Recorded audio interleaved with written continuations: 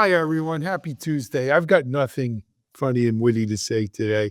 Situation in Los Angeles is kind of dire and it's a tragedy and it's nothing to kid around about. We're going to talk about it first today here on Techstrong Gang.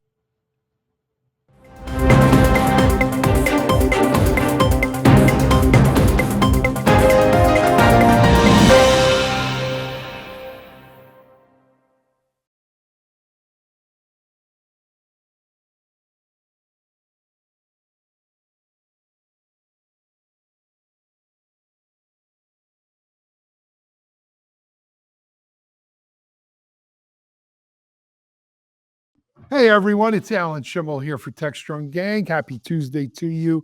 As I mentioned, we're going to kick things off with a little bit of coverage of what's going on, the tragedy going on in Los Angeles. And, we have folks here in Techstrong and Futura who've had to evacuate, who are worried about their family's precious belongings, their very home. Are they going to have a home to stay in? So it really is crazy. We're going to talk a lot about it today, but let me introduce you to our gang members to discuss that and more today. But before I do that, I wanted to mention one other thing. If you're not watching Predict 2025 today, head on over there. If you're watching this on Tuesday, head over there. It's on right now, Predict 2025. You could always catch Techstrong Gang on demand later. You can watch Predict later too, but there's some amazing sessions on Predict, including one with my friend Stephen Foskett. So let me kick things off with our friend Stephen Foskett. Of course, Stephen is the founder and CEO of Tech Field Day, a sister Futura business unit here with Techstrong. Stephen, it's great to see you. How are you, man? I'm doing pretty well. Looking forward to a baseball park tour with my friend John Swartz. Yeah, maybe that's it. I hear Pittsburgh is in Cleveland are the two best stadiums, right, Stephen? Let's hit them all, baby. Let's hit them all. Okay, let's just do maybe that. we could do like a show on Techstrong for that. John and Stephen on the road. Oh, we could talk for hours. Yeah, that would be it from, comedians in cars. Stephen, welcome. I mentioned John Swartz. He has left his kingdom of Silicon Valley, and he's actually in Pittsburgh today, of all things. Yes, I am. I'm really happy and looking forward to seeing some robotics at Carnegie Mellon, among other places. I'm meeting with a lot of folks here, and I think it'll be a lot of fun and quite educational and kind of segue into our first segment. Excellent. Thank you, John. Thanks for joining us. Joining us, well, she's home, it looks like, so no great story here, but it's our newest gang member. She was the newest gang member. We announced her last week. She's actually worked, though, with Stephen and the Tech Field Day and Gestalt IT folks for many years. She's working on our Techstrong AI site, among other things. It's Sulagna Saha. Did I get it right? Saha. Saha. All right, pretty close. I'll keep working on it. Sulagna, welcome, and thanks for joining us today. Thank you. Good to be back on the show. Good to have you. Joining us, we got a full house. It's good to have a full house back here in the Boca studio. On my far left, the guy with the ponytail and the beard, he's a Futura VP analyst. He came here to warm up, he says, from native Colorado, where it's snowing in single digits and it's supposed to go down to, what did you say, minus 17? 15. Minus crazy 15. number over MLK weekend. Mitch Ashley. Hey, Mitch, good to have you here, man. It's nice to be in defrost mode. Yeah, it is. It is. Visit. It's good for you. I'm glad to have you here. Joining Mitchell and I, here, the lady in the middle. She is our sustainability and Eco Insights editor and analyst, Bonnie Schneider. Hey, Bonnie, how are you? I'm doing well. Great to be here, Alan. Yes, thanks for joining us and adding a little class to the whole operation. Yes. Mitchell and I here, we need it. Use it for sure. Yeah. All right, gang members, let's jump into this. I want, Sulagna, John, you guys had an interesting little piece about how tech, I want to say, is helping to fight fires, but I don't want to be that optimistic, but it's certainly being applied to help fight these fires. What do we got? Well, you're right, Alan. That's a good way of putting it. They're trying to help with drones, robots that are remote controlled that can go into places where humans can't to help fight or at least find out what's going on in certain buildings that are ablaze. We have sensors that are all around the place in forests, in areas that are susceptible to fire. We've got actually there's satellite systems in use. A lot, as I mentioned, drones. There's a lot of apps. There's one called Watch Duty, which offers updates on active fires and crews fighting them, the weather conditions, and push notification alerts. There have been efforts by some of the social media companies like Amazon and Meta to team up with government agencies. They have been doing this for a while to help the state anticipate where people will evacuate, so counties and states can provide them with housing, medical supplies, and food. The Department of Homeland Security Science and Technology Directorate has been working with state and local fire agencies and private businesses to develop technologies. There's all these efforts, and yet this is something that almost feels, I'm not gonna use the word futile, but it's very frustrating because as essential and necessary as this all is, we're really at the mercy of climate change, which has led to these record temperatures around the world. Oceans are unusually warm. I mean, we basically, and Bonnie can go into this much better than I could. We've reached this era, this dangerous era of storms, floods, and fires. So it is essential that these technologies be put to use. But at looking at the scale of where this fire is, where these fires are, versus the technology that's in place, it seems kind of like a losing battle and utterly frustrating, but at least we are making efforts to help people get away from the danger. I'm not sure how effective we will be in the long term in terms of preventing these types of things. There is technology that preemptively looks or smells things before they become smoke. There are a number of companies working on this. We've written about this over the last several months. But again, this is a really horrific situation, which we're going to see more examples of, not just in California, but in other states. And it's just an ongoing battle and something we're going to have to face and stomach for years to come. Sulagna, your thoughts? Yeah, I agree with John. Tech is definitely playing a small but pivotal role in the wildfire suppression. AI is obviously being used to detect and predict the fire for any kind of analysis and overall guiding the efforts. Drones and satellites are used to survey the area, track the fire progression. IoT and apps are being used to spread situational awareness and for first responders to communicate better and improve response times. But it actually all comes down to the how effectively we are able to control the fire. And with climate change taking on and getting worse every day, it's really a losing battle unless we do so. I wish there was a technology for that, but unless we can fight that, I think it's going to be pretty harsh for the people living there. Absolutely. Yeah, I agree with both what you said and with the climate change. Some of the issues are that even if a fire is on track, they could say, okay, this is where it's located. Fires create their own weather, and that's one of the reasons that makes them unpredictable in which way they'll go from there, and how the wind will move the embers and flames. But also in terms of climate change, the intensity of these extreme weather events, that's been ratcheting up. I was just looking at the records for 2024 versus now. The problem is every event that we have is amplified and intensified. We saw hurricane force winds with this fire. So unfortunately, that's the pattern that we're moving towards, where we're going to see more intensity with these events. It's a combination of things, Bonnie, right? It is the wind intensity. It's also the amount of fuel available because of climate change. Exactly. Record rains last year and then a drought this year. It was not a good situation for California. You reach a wind level where the planes can't fly. So now you've lost one of your biggest battles, or your weapons of battling this. Definitely. The severity is so incredible. I mean, when you look at, there was a chart, I think it was on CNN or MSNBC, that showed the number of major fires just in Southern California alone, and that have been tracked since 1937 or thereabouts.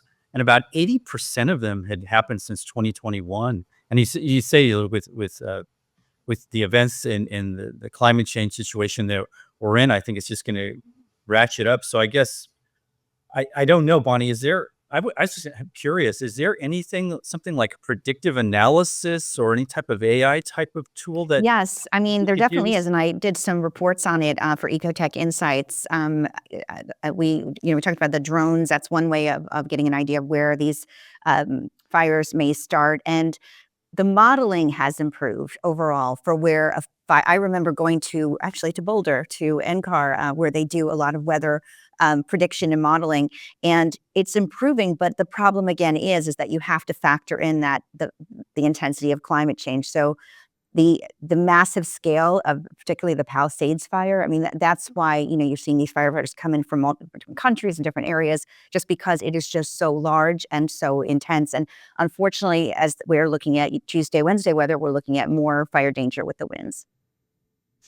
I wanted to quickly jump in here on one of the one of the apps that you guys led with in that story, the Watch Duty app. This thing has been absolutely incredible. Kudos to the people who created it. Kudos to the people, to making it free. And it shows the power that tech can have to really help people on the ground. So essentially, they're crowdsourcing information from, basically any source they can. They're organizing it and collecting it into a special purpose application. I mean, it's kind of sad that we need a wildfire tracking application, but we do. And it's become, as of today, the #1 free app in the iOS and Google App Store, surpassing something called ChatGPT, which I'm not familiar with. But the Watch Duty app has really rocketed to the front. And from what I'm hearing, my friends in the Bay Area and in LA and in the rest of California are saying that this has become sort of the most well-known app. Everyone has it. Everyone's using it. Everyone's tracking the progress of the fires and air quality and figuring out whether they need to evacuate. There's even been situations where they've gotten false reports of fires, and they've used this app to refute those and to make sure that they're getting accurate information. That to me shows what tech and what the app economy can do. Yeah, it's been downloaded, I think, at least 1.5 million times, as you mentioned, its use, Stephen. And it's also, when it all comes down to is the people are much more important than the property. I mean, it's as hollow as that might sound, it is true. I mean, in a sense, the safety of people above everything else, and what we can do to help them or keep them informed is so crucial in these types of situations, because this thing is moving so fast. It's become so large and devastating, and the forecast, as Bonnie mentioned, doesn't look like we have much relief in sight. This is where I think disaster robots are especially game changers. They can navigate any terrain, they can douse fires, they can rescue people under dangerous conditions, and that I think can save a lot of first responders from harm and risk. And many firefighters serving in the state prison too have been deployed to battle the blazes. They are paid less than $10 a day and $1 extra for responding to active emergency situations. So using tech is absolutely imperative and yeah, helpful. This is one too where there's an intensity level that you reach in a hurricane, a firestorm, tornado, whatever it is, or earthquake, of which you can't do anything about, right? It is just going to overtake. So it's as much about response as well as it is prevention. So you have to worry, kind of just like security, right? You Yeah. have to worry Yeah. about Again, both the same sides of thing that. earlier. Steve, I think, Stephen, you mentioned the Watch Duty app. If you just want to go to the website, it's watchduty.com. Is that right, Stephen? I think it's watchduty.org. .org. But yeah, and it's actually available as a web app as well if you don't have your phone handy. That's great. Yeah. Look, I wish there was a magic wand we could wave here, but one of the biggest problems I think we have as a society is we're always looking for simple solutions to complex problems. And climate change and its effects on weather and fire and flood and pestilence and the four horsemen of the apocalypse are complex issues and problems that there are no simple fixes and answers for. In the meantime, thoughts and prayers sounds hollow, but our hearts go out to everyone in the Southern California area who is dealing with this calamity. And maybe I'm always a big believer in tech can make the world a better place. Maybe there is something that'll pop up that can help them here. Anyway, we're going to take a break here on Techstrong Gang today. We're going to come back, and Bonnie has a piece on promises being made to reduce all that plastic that winds up in the ocean and all of that microplastic stuff. You're watching Techstrong Gang.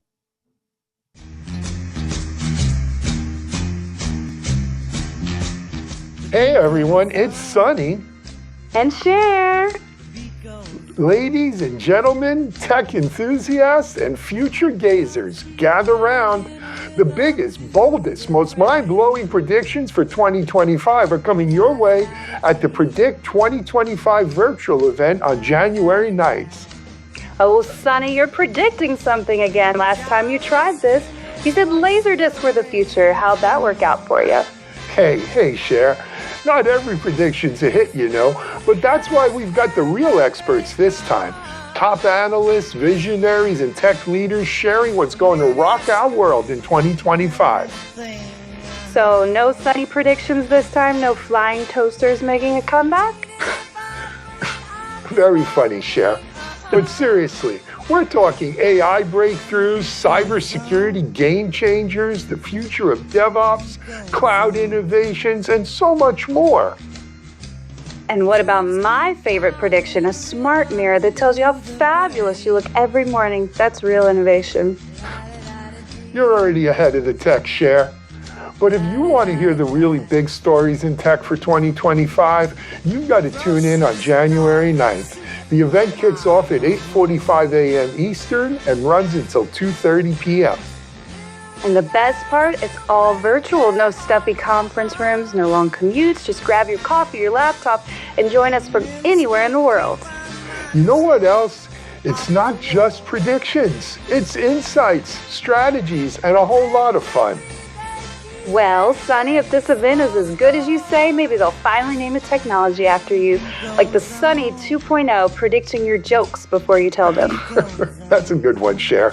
But the real joke is if you're missing out on this. So don't miss Predict 2025. That's right. Mark your calendars, January 9th, 8:45 a.m. Eastern. Be there or you'll miss the biggest scoop on the future of tech. See you at Predict 2025. Be there.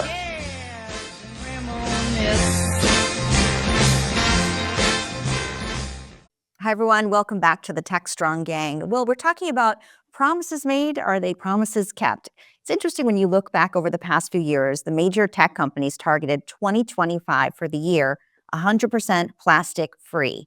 And some of these companies are already achieving this goal, like Google, for example, announced last year, hey, we're ahead of schedule. We did it. But others still are not quite there. Maybe they're 99%. But all of the big tech says they are on target. And this is the year we're going to see no more plastic when it comes to packaging, which can make a big difference in when it comes to fighting the battle of keeping our water clean and landfills less filled with plastic. So I took a closer look at 3 companies and seeing what they promised and where they are now.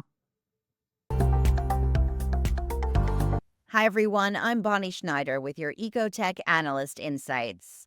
2025, that's the year that all tech giants promised that they'd eliminate all plastic packaging. Well, now that we're here, let's see how they're doing. Leading the charge is Google, who's already crossed the finish line ahead of schedule.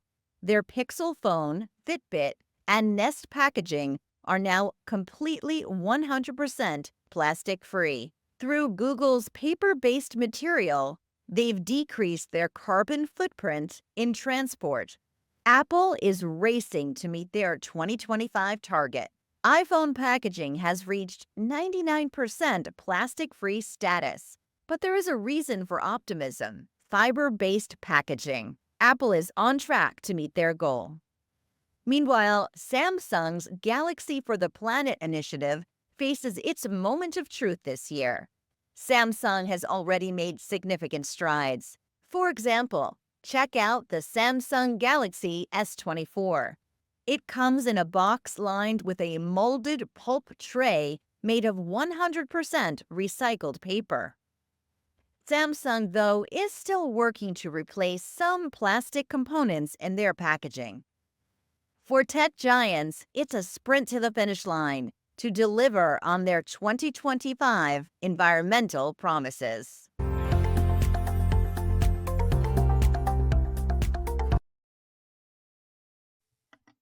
So some of the materials that these companies are using really shows that they're implementing their own technological skills in solving problems. For example, one that hasn't completely been implemented but is seriously being looked at is seaweed as a Yes. substitute. So it'll be interesting to see if that comes through. What's been happening now is really companies are, like Google, is changing the type of paper that they use, people using pulp paper, Yeah. you've probably seen that with packaging. Mhm. So the innovation is here, it's coming, but I think in the coming years, even after we achieve plastic-free 2025, it's going to get even more interesting and different in terms of types of materials we wouldn't necessarily think. One of them I mentioned in the piece, or maybe I didn't mention, but I was thinking about mentioning it, was Dell had tried something with mushroom fiber for packaging. Now, they didn't stick with it because it turned out it was very expensive and it was a little bit difficult to mass produce and scale. But look, it shows ingenuity that they're Yeah. trying to think I out. mean, I would think hemp. Yeah.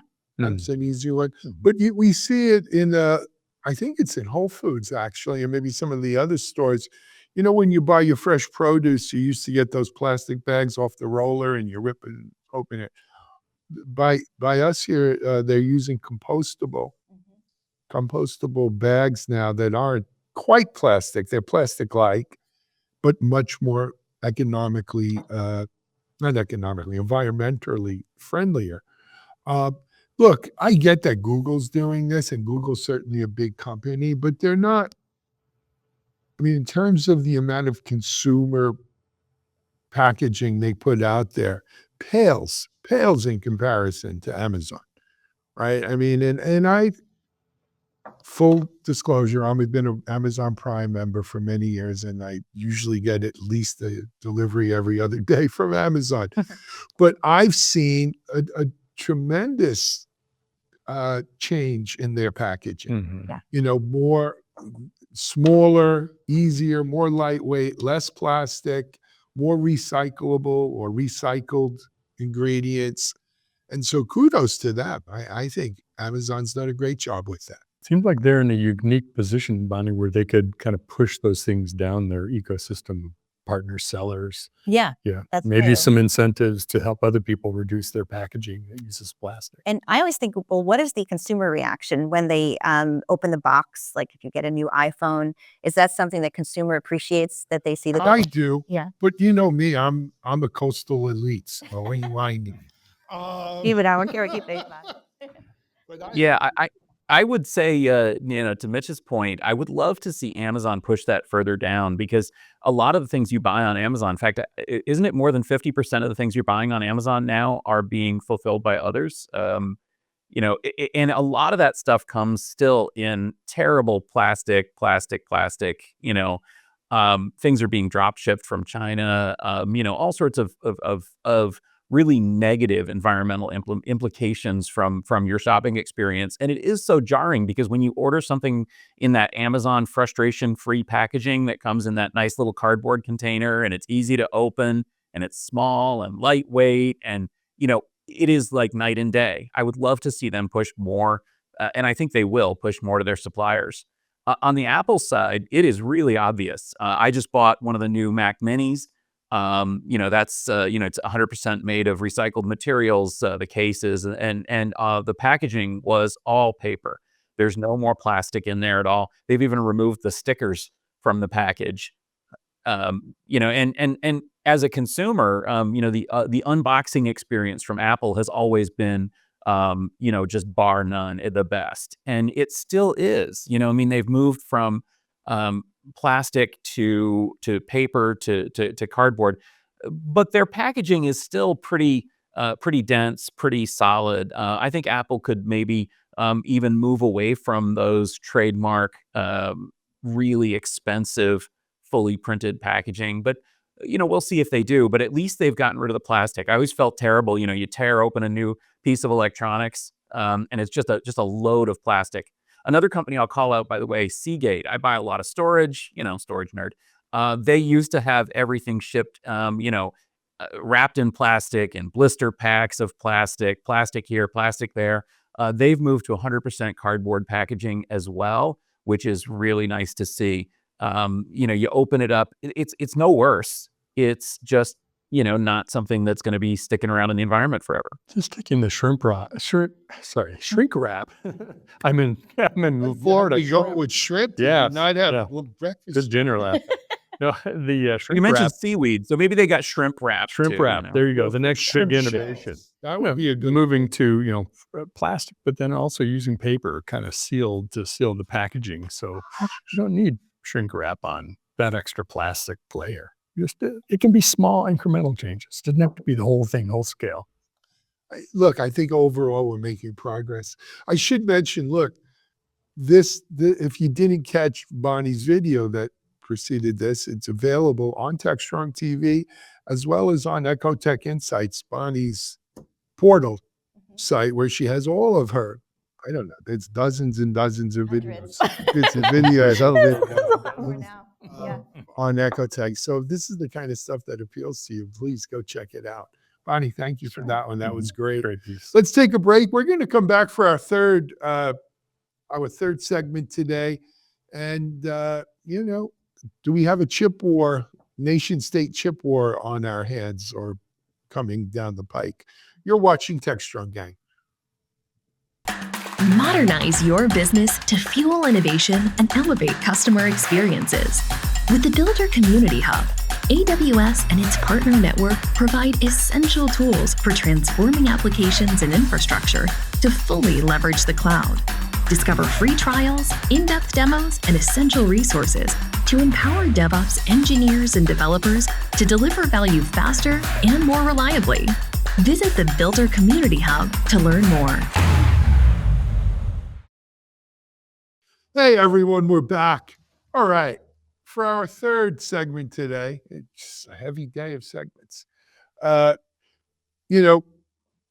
President Biden on the way out the door is readying yet another executive order, this one detailing or around AI chips, GPUs, and whatever may come next, and, prohibiting China's getting their hands on this technology, or trying to prohibit China from getting their hands on this technology.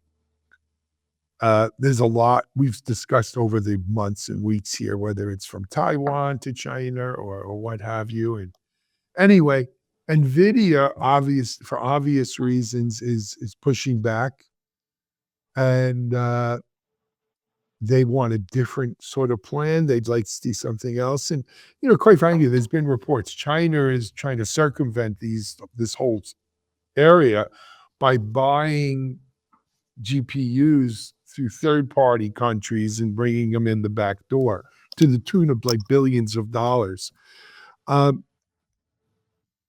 Incoming administration promises to be tough on China. Will they extend this, uphold it, rescind it? Stephen, what you follow this area. What do you think?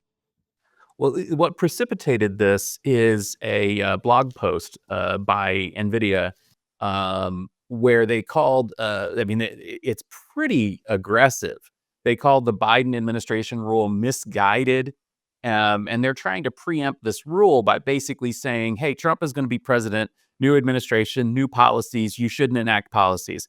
Man, I find this whole thing completely disingenuous. Number one, Biden's still president for another week. And as last thing I heard, until you're the president, you don't get to make foreign policy and economic policy decisions. Number two, to have NVIDIA say that the Trump administration is going to have a radically different policy on exports to China seems like maybe they weren't in the U.S. during the first Trump administration, because Trump was very aggressive on China. And obviously, he didn't stop exporting AI chips to China in 2016, because that really wasn't a thing. But he did try to block other exports to China. And so to have them think that the policy under new Trump administration is going to be radically different is just doesn't ring true to me.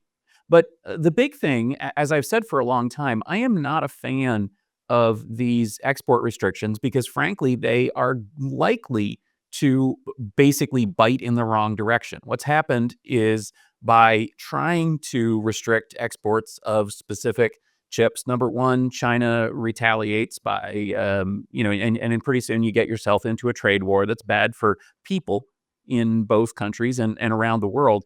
But number two, what's happened for the U.S. tech industry is that Chinese firms have risen to the occasion and produced their own alternative chips. By all accounts, China's producing AI processing GPUs at record pace that are actually very, very good. China maybe has jumped into the lead on high bandwidth memory. And it's very likely that this trade war will actually solidify China's growing importance in the international tech sector. We just also got news yesterday that the Chinese trade surplus was a record high, over $900 billion trade surplus coming out of China. So it doesn't seem like these things are working. It doesn't seem like they're having the intended effect. They're likely to have the exact opposite effect. And frankly, to think that somehow the Trump administration is going to be any different from Biden on trade policy toward China, I think is just utterly ridiculous. I think we're in for more tariffs, more trade fights, and frankly, more success for Chinese technology. I was thinking the same thing. You equate this to a tariff, right? Another form of restricting commerce. And that very much fits the Trump approach. And is it a negotiating weapon? Is it something that he actually implements? We'll see. But I don't see Trump rushing to save China anytime soon. What does Elon say? Yeah. I'm sorry. Yeah, I totally agree. Trump's extreme tariff plans is definitely not going to reverse the situation anytime soon. And absolutely, it is also not going to have the kind of crushing effect on the Chinese industry as one would expect. Matter of fact, I think Trump can have Biden to thank for this. Biden's kind of taken the arrow by implementing this before he gets in office, and he can leave it alone and let it go through and not have to take it. Biden did that when he came into office. He didn't rescind many of the tariffs on Chinese products. Exactly. Stephen, you mentioned that $900 billion surplus. That wasn't just with U.S., though. That was worldwide, China's import-export. And I wonder how much of that is them buying Russian energy at below market prices so that Putin curries favor with the Chinese Communist Party, and then China's turning around and selling Russia needed goods and services for their war machine at premium pricing as well. So there's a lot of that. I think that goes into those numbers. I'd be interested to see in the U.S.-China market what the balance was, if it's gone up, down, or stayed about the same. Yeah, I don't have the numbers on that, but there were some more details in this, and it's not just energy that drove this trade surplus. In fact, if you look at the growth of trade, it's been very, very steady since 2018. Essentially, in the first during the first Trump administration, the Chinese trade deficit fell, and then it rose and rose and rose, and has been rising throughout the pandemic and ever since. So. Another aspect of this, like we mentioned, this is global. This is not just China, U.S. Of course, our audience is global as well. Many countries around the world don't share the American administration's viewpoints on tariffs and restrictions on access to technology. And in fact, many of the countries around the world are very, very happy to import Chinese goods because they're increasing in quality. And in many cases, like with solar panels and electric cars, China is in the lead. In fact, the New York Times story about this trade deficit specifically focused on the export of Chinese electric cars around the world, which have been phenomenally successful. Anyone outside the U.S. is nodding right now because they're buying Chinese electric cars by the handful, whereas anybody inside the U.S. is like, what is a Chinese electric car? I never saw one because we don't have them here. But around the world, they're incredibly successful. But let me let me just wrap myself in the flag here a second. If these cars are incredibly successful and being sold at below market or below cost and everything else I because don't know they're that being anybody's saying they're being sold at low subsidized. cost. Well, but these companies are being subsidized by the Communist Party there. Right? I mean, that's the key to it, is that That's been the history. that's their game plan. That's their model, right? They'll subsidize it until they grab enough market share and then, try to squeeze the profits out of it. So if you want to say I'm not buying or I'm not going to allow Chinese electric vehicles in here because it's strategic that the US maintain their own electric vehicle market, that's one thing. You could agree I or also disagree. wouldn't bet on the Trump administration taking that tactic. Yeah. But if the cars are being done with forced labor, child labor, or subsidized by the Chinese Communist Party, I can understand why we would want to do that. That's all I'm There's a saying. bit of irony here too. NVIDIA's stock price isn't hurting these days, as we No. all know. Well, that's what you ask yourself too. Why is NVIDIA pushing back here?